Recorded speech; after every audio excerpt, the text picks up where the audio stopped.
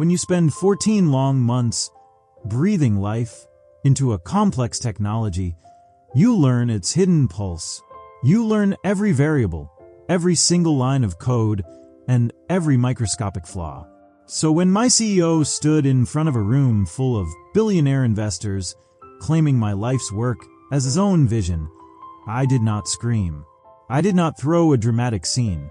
I just quietly pressed a single key on my laptop, because while he owned the temporary legal papers, I owned the very heart of the machine, and I was about to rip it right out of his chest.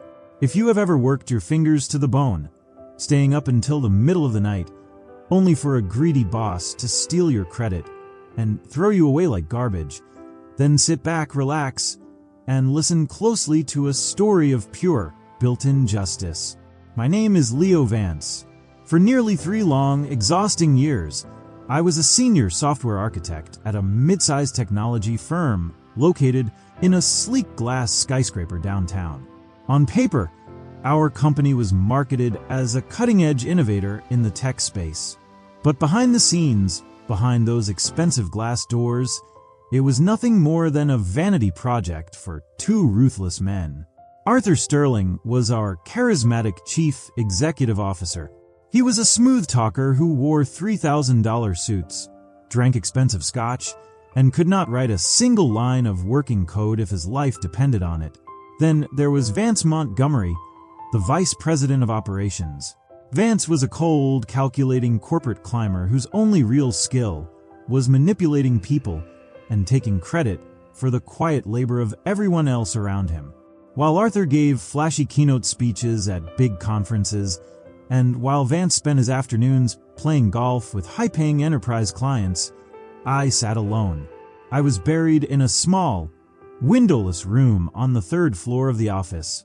I lived on cold instant coffee, lukewarm energy drinks, and the glowing light of 3 high-resolution monitors.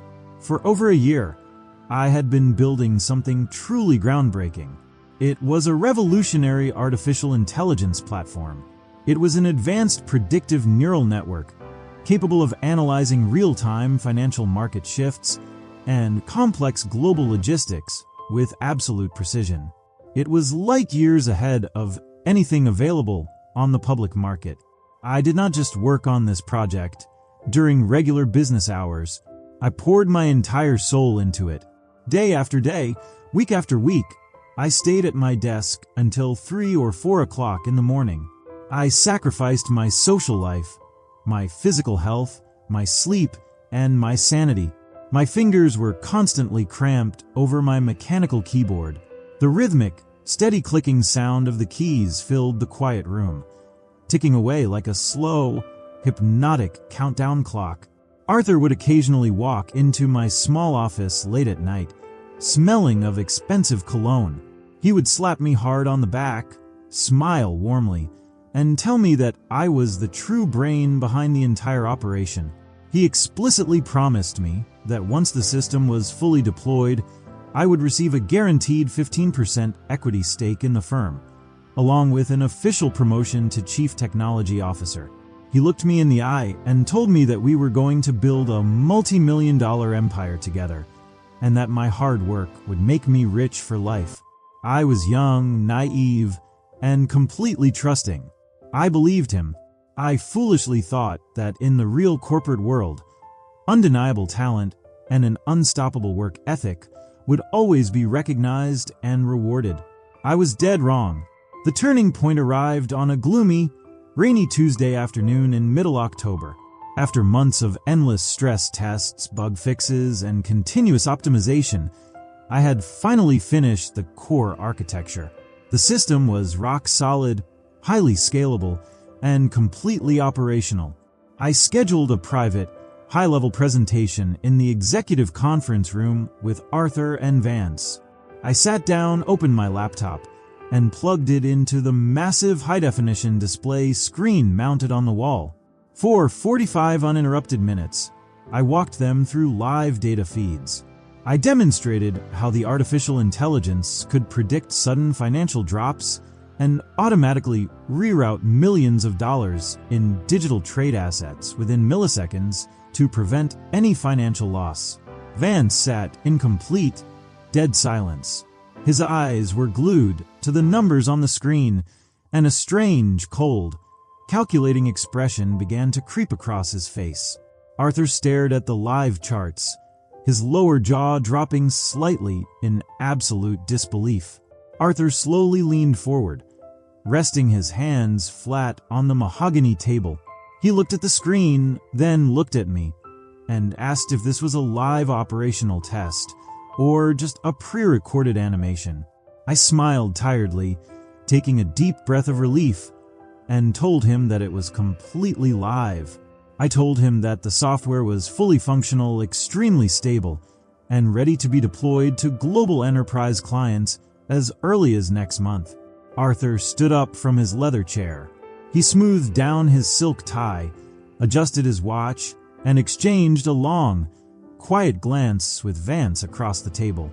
It was a subtle, unspoken look, a silent nod between two predators that immediately made the small hair on the back of my neck stand up. Arthur walked over to me, patted my shoulder, and said that I had done truly remarkable work. He then asked me to upload all the source code repositories, master files, and system databases directly onto the main company server before leaving. He told me that he and Vance needed to review the legal paperwork and patent documentation for a big investor meeting. He told me to take the rest of the week off, rest up, and celebrate, because I had earned it. I felt a massive wave of pride, joy, and exhaustion wash over me. I gathered my things, packed my backpack, walked out into the cool rain, and went straight home. I slept for 14 hours straight, feeling a peace of mind that I had not felt in years. The next morning, I woke up early feeling refreshed. I put on a clean shirt, picked up a fresh cup of hot coffee, and arrived at the office building around 8:30 in the morning. I was excited and ready to begin planning the official production rollout. I walked into the bright marble lobby, walked up to the heavy glass security door of the third floor, and tapped my digital employee keycard against the electronic reader. The scanner beeped loudly, flashing a bright, solid red light. Access denied. I frowned, thinking it was just a temporary system glitch. I wiped the card on my sleeve and tapped it again. The scanner beeped red again. Before I could pull out my phone to call IT support, the heavy glass door clicked open. Two tall, heavily built corporate security guards stepped out into the hallway. Standing directly behind them was Vance Montgomery. He was carrying a small, plain cardboard box filled with my personal items. My favorite coffee mug, my desk plant, a notebook, and a framed photograph of my family. I looked at Vance, feeling a sudden, heavy knot tightening in the pit of my stomach. I asked him what was going on and why my security pass was suddenly not working. Vance did not smile. His face was completely blank, transformed into a cold, heartless mask of corporate bureaucracy. He stepped forward and casually handed the cardboard box to me. He looked at me and said that my employment with the company had been terminated, effective immediately. My blood turned to absolute ice. The ambient noise of the office lobby, the humming air conditioning, and the sound of distant traffic completely faded into deafening silence. My heart slammed against my ribs. I asked him how this could possibly be happening, given that I had just delivered the completed software yesterday afternoon. Vance leaned in slightly closer. His voice dropped to a quiet, icy, venomous whisper. He told me that Arthur had promised me absolutely nothing in writing. He told me that if I were smart, I would go online and check the official government patent registry. Because as of 6 o'clock that very morning, the entire artificial intelligence architecture was officially registered and patented under the joint personal ownership of Arthur Sterling and Vance Montgomery. The firm now held exclusive, total proprietary rights to every single line of code, every database, and every algorithm I had spent the last year creating. Vance looked me straight in the eyes, without a single shred of remorse, and said that as far as the company was concerned, I was merely a temporary contract developer whose services were no longer required. He warned me that if I ever set foot on company property again, or if I ever tried to contact any of their private investors, their legal team would sue me for corporate theft and ensure I spent the rest of my life in deep financial debt. He gestured to the two guards. They stepped forward aggressively, physically blocking my path and forcing me back toward the elevators. I stood there on the polished marble floor, holding a cheap cardboard box containing 3 years of my life. My body was trembling with white-hot rage, and tears of pure, burning humiliation welled up behind my eyes. Everything I had bled for, every sleepless night, every ounce of my energy, had been stolen in a single, silent, overnight legal filing. I walked back to my small apartment in a complete state of shock. The weight of the betrayal felt like a massive physical iron block crushing down on my chest. For 2 full days, I sat in the dark. I barely ate.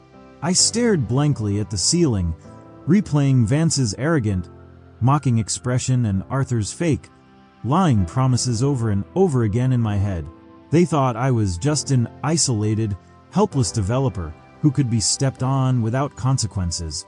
They thought that because they possessed expensive suits, high-end legal teams, and executive titles, they held total control over my fate. However, in their immense greed and arrogance, they completely forgot one fundamental, golden rule of modern computer engineering. Executives never understand how the machine actually functions under the hood. Only the architect knows where the hidden wires lead. You see, 6 months prior to my firing, I had started noticing subtle red flags. I had noticed how Vance was quietly restricting my administrative log permissions, and how Arthur was suddenly excluding me from strategic planning emails. A quiet, instinctual voice deep inside my head had warned me to protect myself against corporate greed. So, hidden deep within the complex, mathematical core of the neural network, I had written a silent, invisible failsafe protocol. It was not a destructive computer virus. It was not a sloppy piece of malware that could be easily detected by standard firewall scans or third-party code audits. It was something far more sophisticated, elegant, and poetic. I had hard-coded a secret subroutine into the root logic of the software. Every 24 hours, the system was programmed to send an unencrypted, microscopic data ping across the internet to an obscure, private server that I personally owned and controlled. As long as my private server responded back with a specific, encrypted digital handshake, the artificial intelligence ran flawlessly, delivering breathtakingly accurate predictions.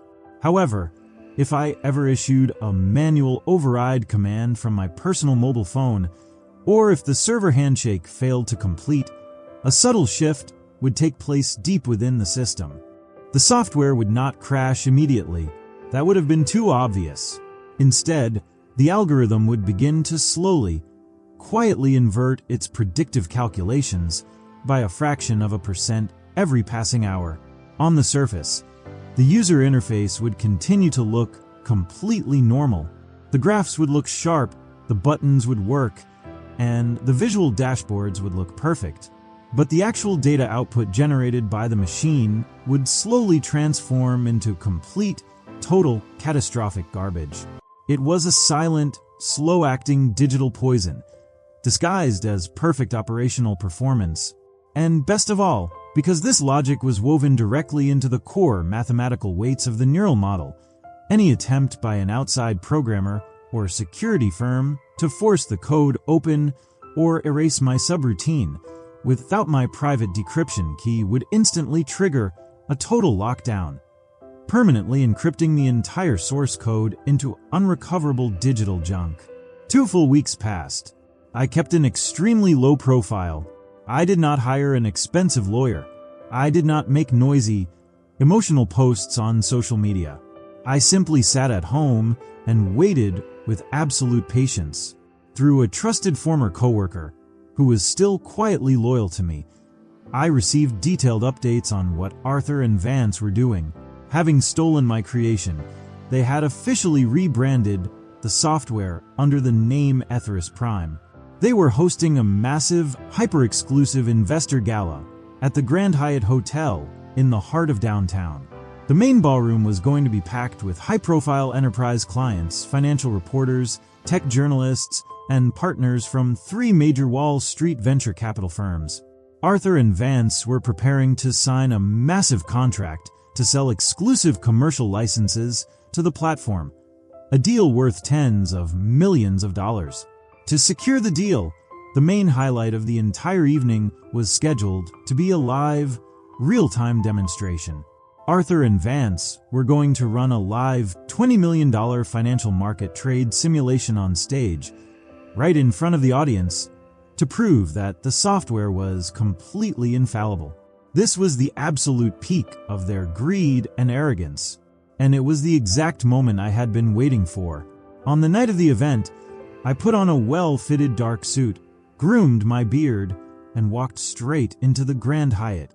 Using a private guest pass provided by my insider friend, I slipped past the registration desk and walked silently into the back of the grand ballroom. The venue was breathtakingly luxurious. Mass glass chandeliers hung from the high ceiling. Servers walked around carrying glasses of expensive champagne, and massive, high-definition LED screens covered the main stage. Standing right at the center of the stage was Arthur Sterling, looking sleek in a designer tuxedo, holding a shiny wireless slide clicker. Standing right beside him was Vance Montgomery, holding a champagne glass, laughing loudly, and shaking hands with a group of wealthy investors sitting in the front row. Arthur walked up to the center podium, tapped the microphone, and cleared his throat. His booming, confident voice filled the entire ballroom, echoing clearly through the surround sound speakers. He gestured grandly toward the giant screens on the wall and proudly announced that his firm was presenting the future of artificial intelligence. He claimed that the software was a revolutionary, proprietary technology conceived, designed, and brought to life entirely through the brilliant vision of himself and his executive leadership team. He announced that they were now going to initiate a live, unfiltered stress test across active global market data feeds. The audience clapped enthusiastically. Vance stood at the edge of the stage, beaming with intense pride and arrogance. I stood quietly in a dark corner near the back exit of the room. I reached into my inner suit jacket pocket, pulled out my smartphone, and unlocked the screen. I opened my private terminal application, established a secure connection to my remote server, and loaded the control panel for the failsafe protocol. My thumb hovered steadily over the red execution command on my screen. I looked up at Arthur's smug face on the big screen, took a slow, deep breath, and tapped the screen. Command sent. Up on the main stage, Arthur pressed his wireless clicker to initiate the live $20 million trade simulation. He pointed dramatic finger at the large digital graph appearing on the screen, loudly boasting about how the steady green line represented a completely risk-free, highly profitable trajectory generated by their software. Then suddenly, the green line on the giant display twitched violently. It did not just drop slightly. It suddenly spiked directly into a deep, flashing red zone. The automated algorithm had instantly executed millions of dollars in disastrous, inverted financial short positions in real time, right in front of every single investor in the room. A sudden, shocked murmur swept across the grand ballroom. High-profile investors began whispering nervously among themselves, frowning at the visual display. Arthur's confident, charismatic smile completely froze. A drop of cold sweat broke out on his forehead. He cleared his throat loudly, forced a fake, awkward chuckle, and told the audience that it was simply a tiny, temporary data delay caused by the hotel's wireless internet connection. He turned toward the side of the stage and yelled frantically for Vance to check the backup server connection. Vance rushed over to the primary laptop workstation at the side of the stage. His hands were trembling violently as he typed rapid commands into the terminal. His face instantly drained of all natural color, turning completely white as paper. On the massive LED screens hanging above the stage, the visual financial charts suddenly disappeared completely. Instead, line after line of bright, scrolling yellow system code began cascading down the screen for every single venture capitalist, reporter, and investor to read clearly. The system terminal was actively printing out a custom, hard-coded message that I had written months ago. Critical system failure. Proprietary mathematical architecture compromised. Required master developer authorization, key missing. Property of original author, Leo Vance. Initiating complete neural weight inversion. Goodbye, Arthur. The entire ballroom erupted into total, uncontrollable chaos. Billionaire investors slammed their hands on their tables, standing up and angrily demanding to know what was going on. Voices shouted across the room, asking who Leo Vance was and why the software was displaying a security theft warning on stage. Arthur stood completely frozen behind the podium. His face was completely ghost white, his mouth hanging slightly open, his arms limp at his sides. He looked like a man who had just seen his entire life collapse in a fraction of a second. Vance was frantically smashing buttons on the control laptop, screaming at the screen to override the command. However, the moment Vance attempted to force a manual bypass without my private security key, the failsafe protocol triggered its secondary lockdown code. The giant screens flashed once, and the entire multi-gigabyte source code database instantly encrypted itself into useless, scrambled garbage data. The main screens went completely dark, replaced by a single, permanent line of bold white text right in the middle of the screen. System permanently locked. Core source code fully destroyed. Vance dropped his glass of champagne onto the hard floor, letting it shatter loudly into dozens of sharp pieces across the wooden stage. Arthur frantically grabbed the microphone with both hands, his voice trembling uncontrollably, sweating profusely through his expensive tuxedo. He pleaded with the investors to remain calm, stammering that it was just a temporary technical bug and that their engineering team would fix it within an hour. A lead partner from the primary venture capital firm stood up, glaring at Arthur with pure hatred. He shouted that Arthur was a complete fraud who had tried to sell them stolen, broken, unstable software. He announced that their firm was officially pulling out of the deal immediately, and he walked out of the ballroom, taking his entire team with him. Within seconds, every other major investor, client, and reporter in the room stood up and followed him toward the exits, leaving the hall completely empty. From the quiet darkness at the very back of the room, I slowly stood up. I smoothed down my suit jacket, stepped forward into the light, and made direct, unwavering eye contact with Arthur across the empty ballroom. I looked straight into his panicked, wide eyes and gave him a slow, silent, mocking two-finger salute. The last bit of strength seemed to leave Arthur's body. His eyes widened in horror as he realized that I had been sitting in the back of the room, watching his public destruction from the very beginning. Within 48 hours, the story became a massive scandal across global tech websites and financial news channels. The spectacular public collapse on stage completely exposed Arthur and Vance's corporate theft to the entire world. Facing immediate multi-million-dollar fraud lawsuits, total public humiliation, and a completely encrypted, ruined software file that no computer expert on Earth could ever unlock, their company filed for complete Chapter 11 bankruptcy within 3 short weeks. Both Arthur Sterling and Vance Montgomery were stripped of their corporate positions by their angry board of directors.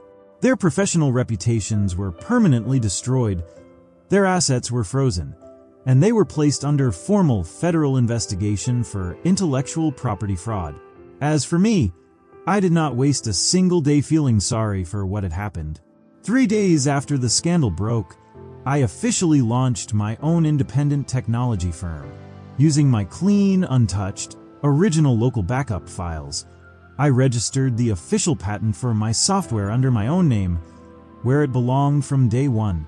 Within 2 months, I secured $5 million in initial seed funding from the exact same group of venture capitalists who had walked out of Arthur's failed presentation. In the fast-paced, high-stakes world of modern business, arrogant executives often believe they can lie, steal, bully, and cheat their way to lasting success. But they always forget one fundamental truth. Software is not just a lifeless collection of digital code on a screen. It is the direct reflection of the mind, creativity, and soul of the engineer who built it.